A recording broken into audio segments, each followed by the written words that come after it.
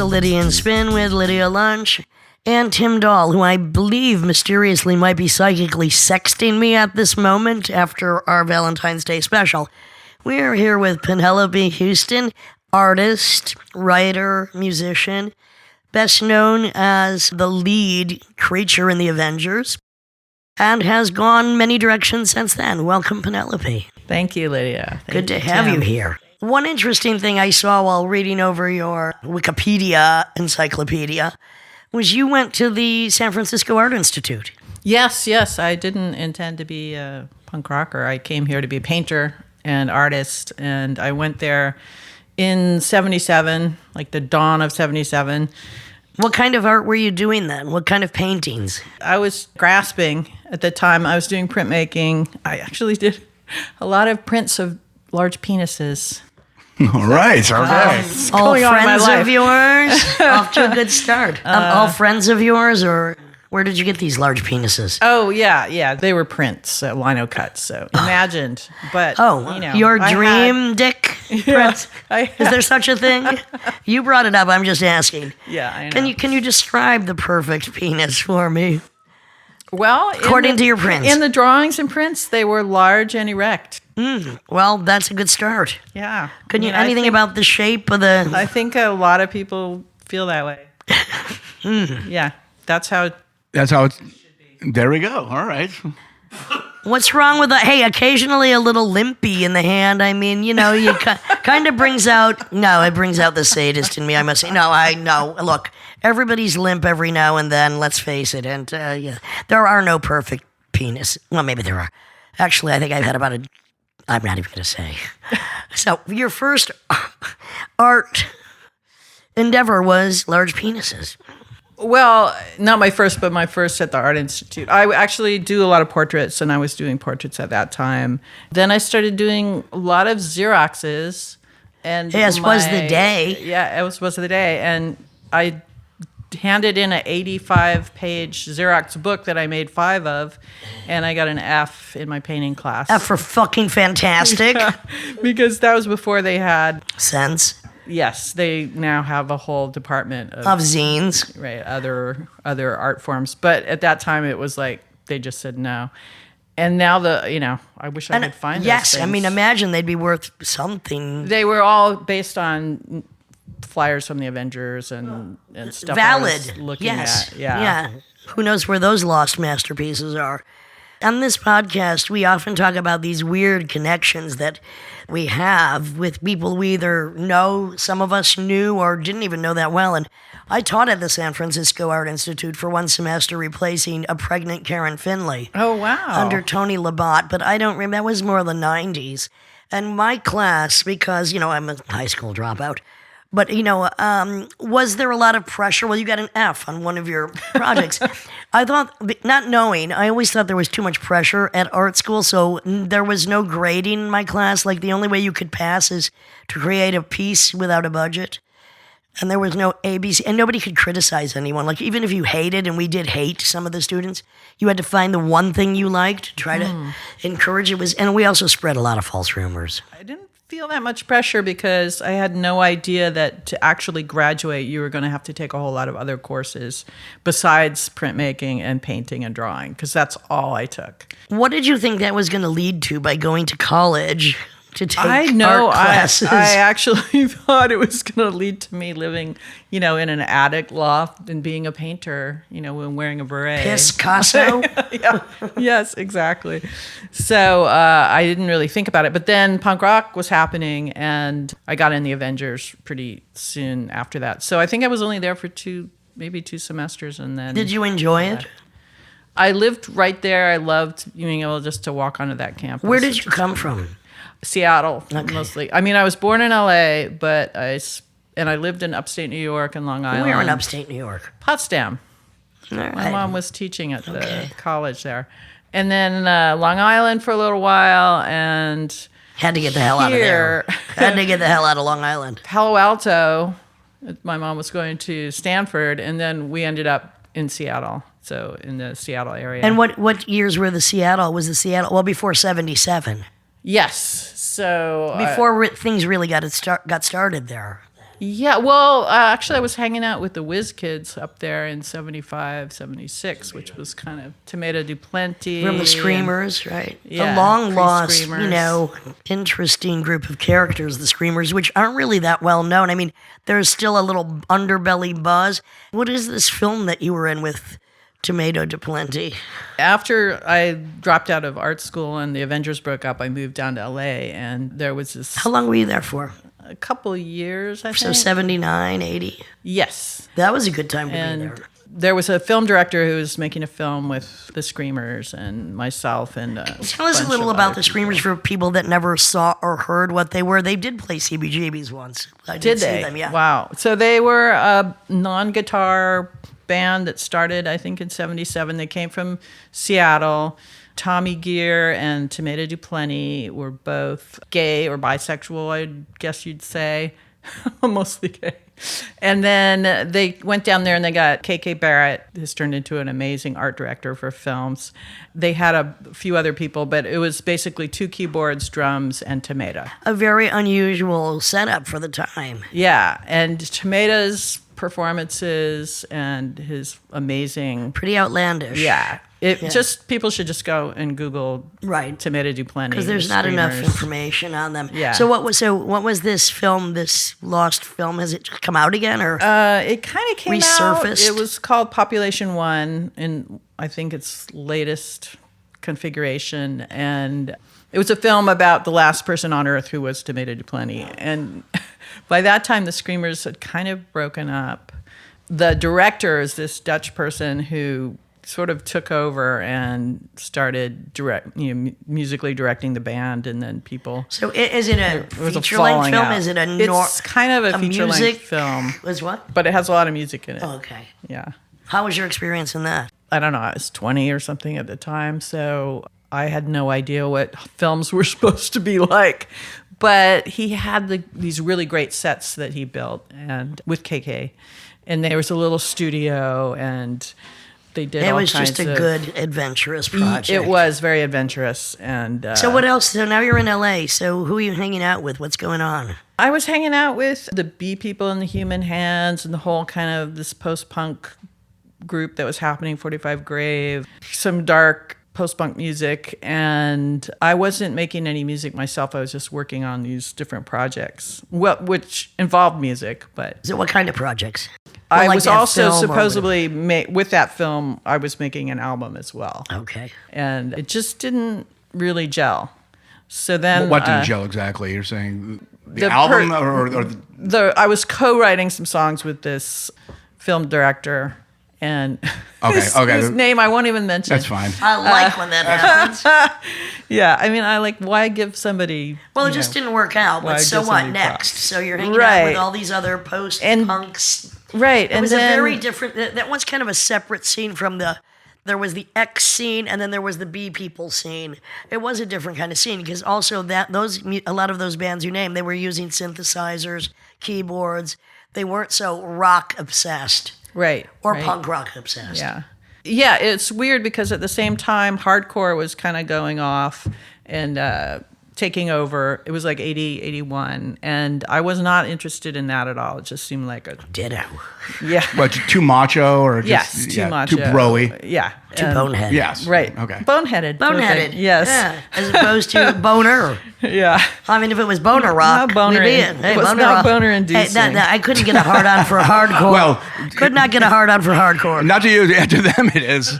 A lot of shirtless hugs and stuff. Well, I mean, look, it's bro rock, and it's great for teenage boys. I mean, it was the perfect expression of male teenage anger and angst. I mean, you might not like it, but you can't knock what it represented and the relief it brought, as well as the violence and the shirtless teenage boys I bleeding. think that's very kind of you. All it is, But I don't- usually... when people Well, say... you notice I didn't say anything about the music. People say, the Avengers, they were the first hardcore band. I'm like, no. No. No, we were not. No. We were not. We were a punk what- band. Oh, you were a punk. Okay. Yeah. Classic punk, I like yeah. to say. Anyway, so I was invited by Howard Devoto to come to England, to come to London. Love and Magazine. record on his first solo album.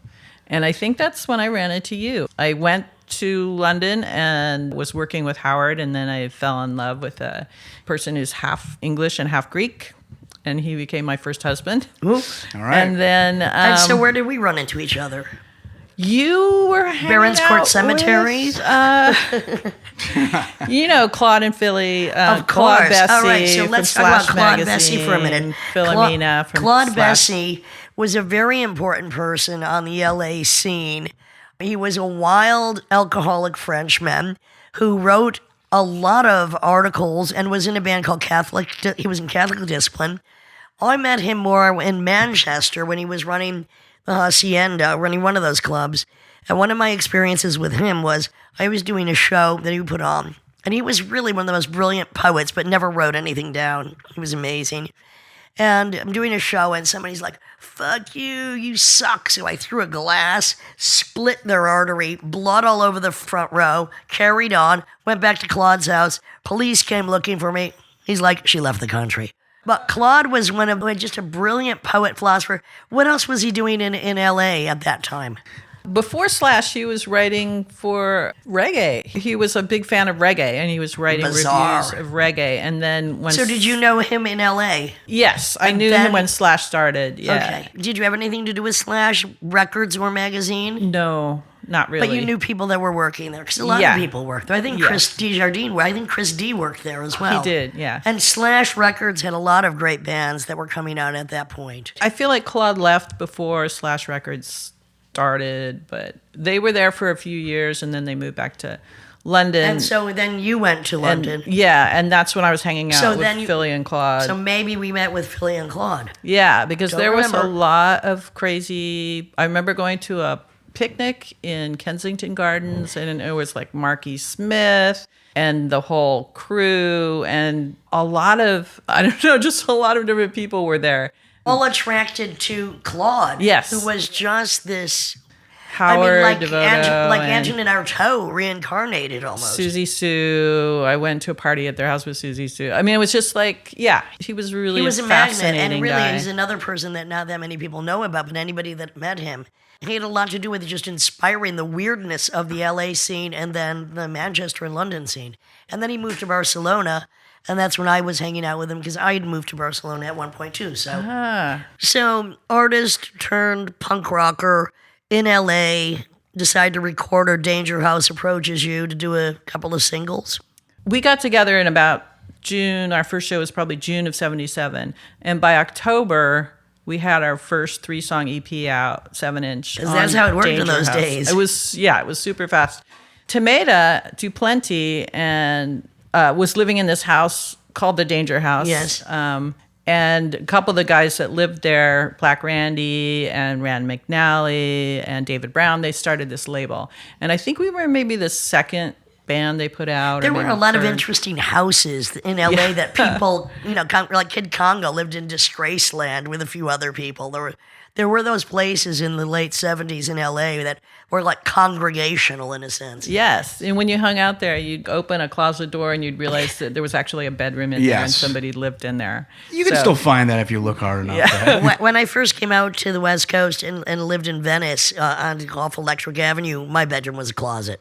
Oh, yeah. So I know what you're talking about. So they invited us to come down and record, and we had never. I think that even there was a song I didn't even have lyrics for, and we were in the studio recording it, and we did a rough take of it. It was "I Believe in Me," which we had the chorus for, which is "I believe in me, I make my dreams real." A That's basically the whole positive thing. message Yeah. then and now. Yes. DIM, So- do it myself. We did the recording, which I didn't realize was a rough take, so they could get the band. And then they said, "Okay, now you want to do the vocals?" I was like, well, what was wrong with that? I was just ranting, and it all sounded good to me. It was Yeah. like, What's wrong with a rant? Yeah, so we went with the rant, and that's what As ended up. go with the on fucking the rant, record. honey. Go with the rant. Cool. Yeah, When and it it came hits out you- like a month later. It was And there amazing. you go. And when it hits, you do it, and there it is. So that was October, and a couple months after that, we were invited to play with the Sex Pistols on their last concert in San Francisco. And their tour, if people don't know, they came to America and they played, I think, seven dates. Yeah. But none of them were in a big city except for the last one, which was at Winterland in San Francisco. So everybody from the whole West Coast, from Came to LA, from the whole West Coast, Seattle, Portland, came down to see that show. How'd And you there feel was- opening for that? Were you thrilled? Were you sick? Did you care? We were excited, but it was 6,000 people. It was sold out, and we'd never played before more than 500 at that point. And the Sex Pistols had never played a show that big either. And it's kind of daunting, irritating as well. Like everyone was kind of out of their element. Based are all on these footage clowns? I a saw. lot of people came to that show to see the crazy punk rock circus, and they were throwing shit. And I think that Johnny Rotten just challenged him to throw more stuff, like a camera was thrown, like a lot of stuff was thrown on stage. How did your set go down? The Nuns opened, which was also odd because amazing. they didn't consider themselves openers for us, and they asked me if we could change places. I was like, no, that's okay. All right. Yeah, classic. Yeah, I know. What balls. But anyway, so they had gotten spat at quite a bit. And when I walked out on stage... She must have been terrified. Actually, no. Jennifer Moreau of the Nuns, who plays keyboards, is this classic icy blonde. I heard that there was spit that hit her and just ran down her face, and like she just tear. Completely, Ice and she queen. just completely kept playing and Kept in character, or was kind of catatonic from the scenario? No, kept in character. Character on that's cool. Instantaneously poisoned by the saliva of some scum rocker. But into the zombie moment I stage. walked out on stage, there was so much spit on the stage that I slipped. Immediately.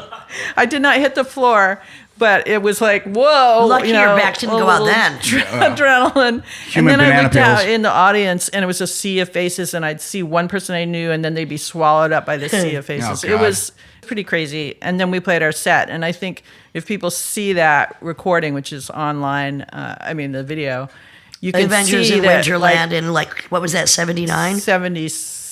78, January of 78. You could see like the terror, and then as we get to the end of our set, we're kind of triumphant. Of course. Knocking it out. And then the Pistols got up there, and they were, Do tell. they were a bit of a mess because Always. yeah. But, brilliant, but it was just like, I think they knew it was their last gig somehow. Yeah. So it was a little bit of a shit show. I'll hold my tongue on how shitty I thought the Sex Pistols were. You don't have to. Because I never fucking liked them because they didn't even really exist. They were created to sell T-shirts. They didn't even play most of their... Steve Jones played guitar. Who cares? John Lydon, I prefer public, image. But then again, he had 2 good records, and he kind of is a creep. Anyway, this is the Lydian Spin. And Lydia Lunch and Tim Dahl and Penelope Houston. We will not have John Lydon on this already show. Well, all right. One thing I don't like about his present condition is he's married to a millionairess, lives in Venice in a big house, and complains about the homeless people camping out in his front lawn. Punk you not, you cunt. Yeah. Anyway, so then you decide to go to London. After the band broke up, after I lived in LA and experienced, the dark post-punk scene where all my friends started taking heroin, I moved to London. No, wait a second. Were you ostracized because you didn't take heroin? Or did you take heroin? I don't think heroin's a real no. peer pressure drug, is it? Oh, yes, it is. Well, I guess yes, it in was. jazz in the No, 40s. yes, it was. I did not take heroin, Well, but I didn't feel I ostracized. felt ostracized in New York and London from not being a heroin Really? addict. Wow. Well, I mean, you get closed off because it's such a inner community, but it's not like a peer pressure. Like, Oh, well, no. if I don't see you on heroin tomorrow, you're dead. You're suspect because you're not fucking, right. Well, they're all fucking. Yeah, I get it. fucking idiots. Maybe I was, it's possible. Heroin. I don't want to go down. I always want to go up, and away from you assholes. All right. Yeah. I don't mean you, of course. I mean you're listening to the Lydian Spin. Because what? Because I'm not even going to quote Dennis Leary and start singing I'm an asshole right now because I'm not I can be an asshole. All right, so London. I was there. I was trying to create something new. I was hanging out with completely different people, like Three Mustafas 3. Do you remember that band? Oh, yes. Yeah. I just wanted to do something completely different. I remember the Violent Femmes did a show in London. I saw them. It was so weird. It was the Violent Femmes, the Smiths, and the guy that did... Okay, now we're going to have to cut It's this. fine. I'm curious who this is. Curtis Blow? Blow. What? Yes. I pulled that right out of your head. Yeah, it was the Violent Femmes, the Smiths, and Curtis Blow. Blow. And the Smiths were opening. The Smiths were unknown, and they were Thank opening. God. Are you sure I wish they were unknown. And then it was Violent Femmes, and then it was Curtis Blow, and he only performed for 20 minutes. Well, because he had They had the one song. So that was a crazy show. But I remember that inspired you. the Violent Femmes. They came walking down through the audience playing acoustic instruments, and I was like, acoustic instruments. This is where I want to go. So nobody knew the Smiths, and I wish nobody knew them still. God. They were very young, and they Hideous. have a lot of gladiolas on stage. Oh, how did I know? Again, I Well, pulled it up. Jello said to me Flowers. once. Jello said to me once. He goes, Yeah. What was the backstage like That would be Oh, well, Penelope I was Houston's not. big inspiration. Never sound like the Smiths. Violent Femmes are cool. Curtis Blow, meet you backstage. MEAT? Anyway, Were you thinking about your dick pics when you saw Curtis? I'm just wondering. All right. All right, I want to hear that. Circular. Where is this going, though? So you're so I was trying to find bands to play with in London, and I remember, you would look in the Melody Maker and the ads, whatever. This is before the internet, Of course. and you'd see, bands looking for vocalists, blah blah blah. And I remember calling up a band and saying, "I'm a vocalist," and they said, "Oh, okay. Well, how old are you?" I was like, "I'm 25," and they said, "Oh, well, we're all 23." God. So between the heroin, peer God. pressure, and the ageism, ageism. I mean, I know. this is a really rough field you're in. It's sort of like Logan's runs when they're 25 and like start killing each other. Out of Astor. You slit your own throat. So that ad didn't work out. Yeah. So what happened was I was writing a lot of stuff, and it was just in a notebook. Journals. And then I came to America with my husband at the time, Mel Pepys, and who was Greek English. What guy. were his better qualities? Let's not get personal, but he Why did not? end up. Oh, don't he leave did- me hanging here. He did end up. You're dry humping me, honey. He was a All right, I very can beautiful man. But believe it or not, I'm reading your fucking mind right now. Carry on. You go back to America. we Yum. We came back and we bought a Dodge Dart, 66 Dodge Dart. You are the fucking in- coolest chick I've ever met. Go ahead. What in color? Seattle, No telling it was red. baby blue. Thank you, Red. Of course. And we started driving down the coast. So we were going to drive down the coast When did the- across when did the America, car die? up to. You are reading my mind. Told you, I'm up sorry. to New York and then fly back. We Sure still you had were. an apartment in London, right? So we made it as far as San Francisco. The car starts dying. That's a Then Dodge we Dart, went babe. They to- don't last long. We went to LA. Then we came back. And On a donkey? Greg Ingram, who was the original guitar player for the Avengers, was a car mechanic. So he's working on the car. He Every said, band should have a car mechanic in it.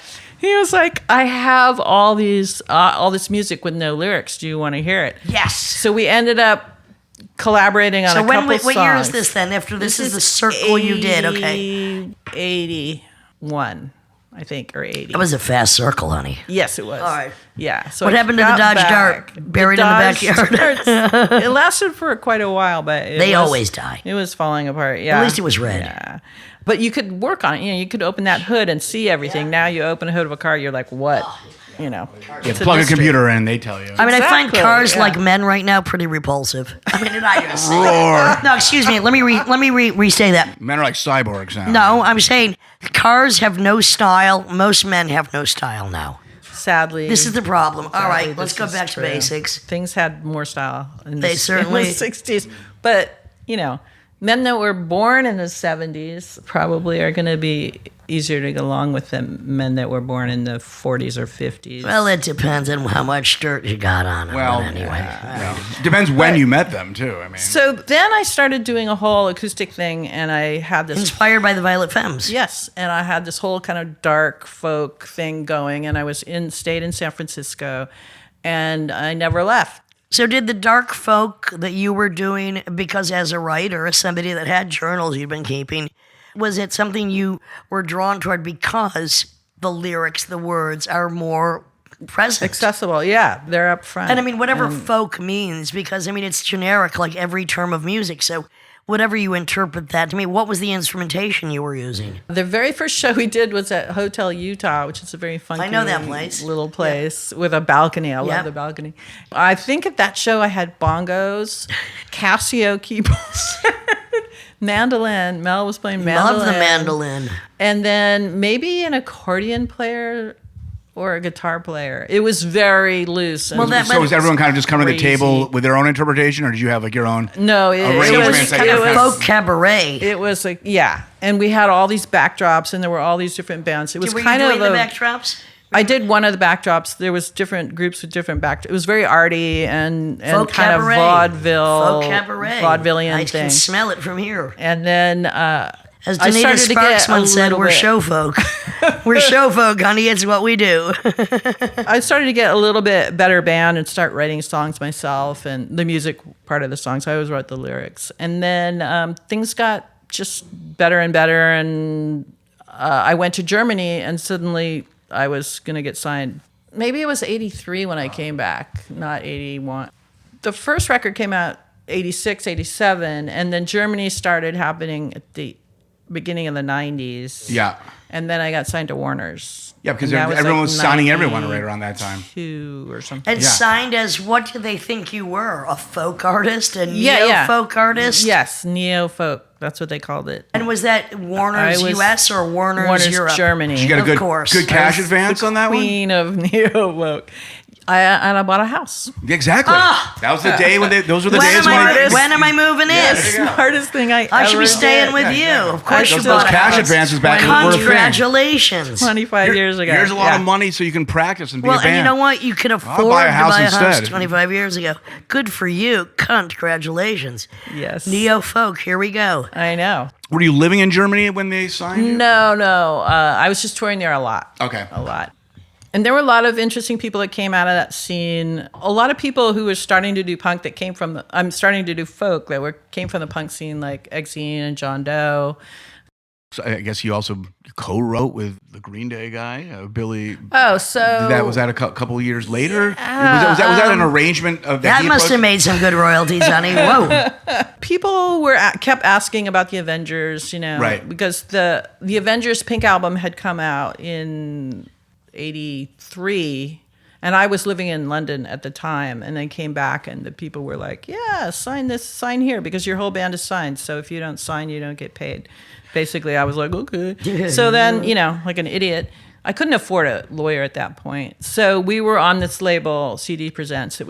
They just stopped paying us, and then the CD came out. It was very fucked up. That record just kind of had legs and went on and on and on, the Pink album. They stopped because they ran out of whatever steam they had from ripping people off. And then people kept coming to me and saying, well, release what about other What about just recordings? releasing it yourself? Yeah. I own everything I've ever done because I'm an extortionist. Yeah. Before that, I got together all these live things and songs that hadn't come out and put them out on Lookout Records, which had the Green Day, original Green Day albums. Penelope, we're going through your vast career of music, penis, I won't call them lithographs, prints, folk, neo-folk, folk, nomading around the planet, marrying a half-Greek. What happened to him? We got a divorce. Then there was the second husband. Yeah, you got a long way to go Went to catch on up with and on Liz and on. Taylor, Yeah. honey. Yeah. Very prolific. All right. I've only been married twice. How many but- times have you been divorced? Twice. Are you single? I am not. Good. My Why Don't is get that? married, Why though. would I- Don't marry him. Only marry for money or green cards. I have a wonderful person who owns a record label and 3 record stores, and is You didn't have to go far to look for that one, I guess. A super good person. You didn't have to go to the Greek Isles for husband number 2. I mean, non-husband post Three. 2. Not husband number 3. Yes. But like Civil I think servant. we're hitting 15 years now, so. So, Penelope, where now do we stand in the history of your life's Oh art my God! I music? feel like we've gotten into so much detail here. It's really Well, where are almost- you at now, sister? So now you're doing some more shows with the Avengers. Yes. So the Avengers. How's that We feeling? got back together. Is that fun? It is super Fun fun. to rock? As soon as I was doing a lot of folk rock, and I was actually on Warner's when Lookout put out the record. So I said, okay, we'll do a record release party, and then it was amazing. It just took me right back, and you probably know this. It just when the music starts and you start singing, you're taken right back to when you were 19, or in your case, 16, whatever. Oh my God, no, I can't say that retrovirus makes me feel 16, but what's interesting about me having retrovirus is the longest functioning organization I've ever created with is because we span a vast history of my work and the different genres, it's very exciting because it's bringing something much, pretty vital. And a lot of this stuff has never been performed live. Or people have seen you, but now there's people that need to see us again.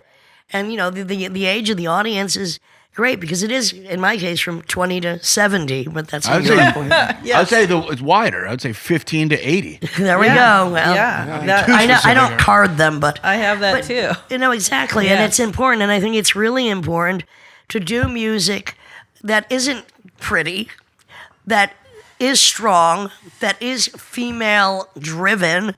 And there's not much of it out there right now. There's not much rock, whether it's punk rock, hard rock, psychedelic rock, with female front people that's really ball busting. So we need to be out there busting those balls because you know what? We need to. Yes. And it's fun. So, and it keeps going. It keeps, people need to hear it, and they keep hearing. They keep coming. So we keep touring. And You keep making them come, honey. Yeah. That's right. Oh yeah. Oh, yo. boy. Oh yeah, yo. Can't believe it's going there. Oh, I can. So what about the paintings then and the art now? I mean, are you still involved in doing that? Yeah, I started painting again maybe 6-7 years ago. I actually went back to school. I got my BA. What are you going to do with that? Yeah, exactly. How much did that cost you?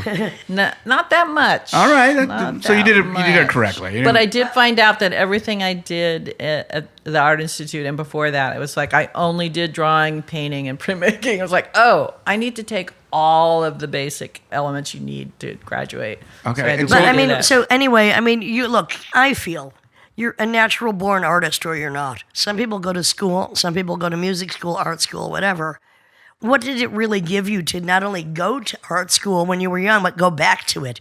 Was it a sense of accomplishment? Was it just that you needed this knowledge? What was it? No, actually, so I've been working for the last, God knows how many years, 15 years or so, in the San Francisco Public Library, the main library. And I thought, okay, if I get a BA, then if I feel like it, I can get a master's in library science. So What is library science? Good question. Yeah, good question. Oh, please, can you tell me what it is? It's What is it? It's What pretty is it? well, and it's ever evolving now, especially with Yeah. all the art. No, but archiving what thing. exactly is it? It's arranging information so that people can get to it. Yes. So it's making what, the physical library more accessible or the digital library? Well, Or right both? now, wow. but right now, the digital thing. There's a huge lot of opportunities with that. Yeah. Well, I've been Do you working there a need long time. do you need a master's to do that? to be a librarian, you need a master's. And can you imagine to? So- You used to just think it was like grannies at the library no, checking books out. That's different. That's That- totally That's progressed. different. That's like So So where when would you go- do library Education. science? Is it something you do actually at the library or? No, you're- no, you have to go to a master's program. to Right, do but it. I mean, after you have your master's, do you then you would get a job in a library and you would do library. I mean, it's very meticulous. It's not. Have you ever been to Vival's house? That's a library. Maybe you could get a job So, there. Oh my I know. God. I mean, I know. if you can imagine all the information that's in the analog, and they're trying to convert basically everything on the history of this fucking planet into the digital world right now. I mean, it's insane. Yeah, there's a lot of stuff that is missing because nobody, because it's digital, so no one's collecting it. Interestingly, I did not go for the master's. I went ahead and I decided to get my BA, and the easiest way to do that was going to be in printmaking and painting because that's what I had the most credits in already. So I got back what into was your painting. subject matter now? Now it is people. Okay, so portraits. People. Portraits and figurative. Who are some of your, art influences? The or last series I did was a series of mugshots from the 1920s Oh, to nice. the 1930s. of criminals? Yes. What kind of criminals? Female criminals? Well, there's the muzzlers, which is sex criminals, and then there is You are after my the own heart, aren't you? prostitutes. So there's men and women who are Right. sex criminals. Something I just saw in the paper the other day was they had a pamphlet from 1889 Philadelphia that listed all the madams and brothels and rated them. That was a pamphlet that it was actually published in Philadelphia in 1889. Why would they make a pamphlet? I don't know, out but of I'm crazy. just saying that maybe that could be your next Advertising, I guess. inspiration. Well, it's very inspirational. And what happened is I kept working at the library, and then I got a job up on the 6th floor of the main library in the San Francisco History Center and Book Arts and Special Collections. And that's where the collection of police photos are. And, nice. And they have these different books, huge old books from the 40s, basically. Right. And they put all the prostitutes in one book, and they put all the muzzlers in another And book. those photos are so beautiful anyway. They're the amazing. photography is unbelievable. So I did a whole series called Muzzlers. And if people go to my non-musical website. Which would be what? What is your non-musical website? PenelopeHouston.com. It's pretty easy. And my The musical, muzzlers will be there. Yes, you'll see all the muzzlers. That was super inspirational to do. Just painting these people who were captured in a moment of disgrace. Some of the so-called sex criminals were just men who are gay. Right. Because this is classic. 1911 and Right. 1919, And Well, they look super proud. And I mean, the ones I chose. And then there's people who are like women with black eyes. Yeah. It's just, it was And their amazing. crime could have been being in the wrong place at the wrong time. Exactly. Well, Exactly. the crime is Yeah. running into the people that are actually caught them. The biggest perverts in the periphery of those situations. Yeah. So that was an interesting. So, as part of your project. interest in becoming into this library science is because of all of this hidden knowledge specific to your individual perversions. Well, you could say that, but one of the I just things did. one of the things I did in the San Francisco History Center is they had all these collections for hippies, and I said, you need to have collections for punks. And I started go. the San Francisco Punk Archive at the library. And by the way, where are those 5 manuscripts that you did back at San Francisco Art Institute? Actually, they're in the hands of an art dealer. I need to get them back. I need to get them bastard. back. But actually, the Penelope Houston Avengers collection will be there in the. And Great. It just needs a lot of work. But I do have the manuscript of Claude Bessy for his first novel, Which is amazing. and somewhat unreadable. It's a little Yeah. bit James Joycean. It's Yeah. like you look at it Well, and I you're mean, like, oh. with Claude Bessy, you had to hear him.